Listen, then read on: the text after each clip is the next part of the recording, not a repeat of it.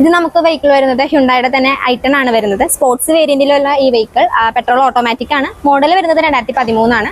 Ownership ഇത് second ആണ് വരുന്നത്. ആകെ 48,000 കിലോമീറ്റർ ആണ് ഓടിയിരിക്കുന്നത്. ഇതിന് നമ്മൾ ചോദിക്കുന്ന പ്രൈസ് 3.25 ആണ്.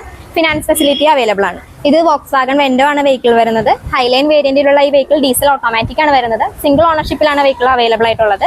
ജസ്റ്റ് 81,000 കിലോമീറ്റർ ആണ് ആകെ ഓടിയിരിക്കുന്നത്. ഇതിന് നമ്മൾ ചോദിക്കുന്ന പ്രൈസ് 8 ലക്ഷം രൂപയാണ്. ഇതിന് നമ്മളെ ലോൺ ഫെസിലിറ്റി അവൈലബിൾ ആണ്. അത് ഹ്യുണ്ടായുടെ തന്നെ ഏറ്റവും പുതിയ വാഹനമായ ഗ്രാൻഡ് ഐറ്റൺ നിയോസ് ആണ്. 2023 വാഹനമാണിത്. ഓട്ടോമാറ്റിക് പെട്രോൾ ഓട്ടോമാറ്റിക് ആണ് വരുന്നത്. സിംഗിൾ ഓണർഷിപ്പിലുള്ള ഈ വാഹനം വെറും 30,000 കിലോമീറ്റർ ആണ് ഓടിയിരിക്കുന്നത്. നമ്മൾ ഈ വെഹിക്കിളിന് ചോദിക്കുന്ന പ്രൈസ് 8 ലക്ഷം രൂപയാണ് വരുന്നത്.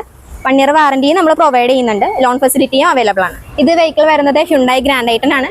വേരിയന്റ് വരുന്നത് ആസ്റ്റ ആണ്. 2015 മോഡലായ ഈ വെഹിക്കിൾ സെക്കൻഡ് ഓണർഷിപ്പിലാണ് വരുന്നത്. വെറും 47,000 കിലോമീറ്റർ ആണ് ഇത് ഓടിയിരിക്കുന്നത്. നമ്മൾ ഈ വെഹിക്കിളിന് ചോദിക്കുന്ന പ്രൈസ് വരുന്നത് 4.35 ആണ്. 50,000 രൂപ ഡൗൺ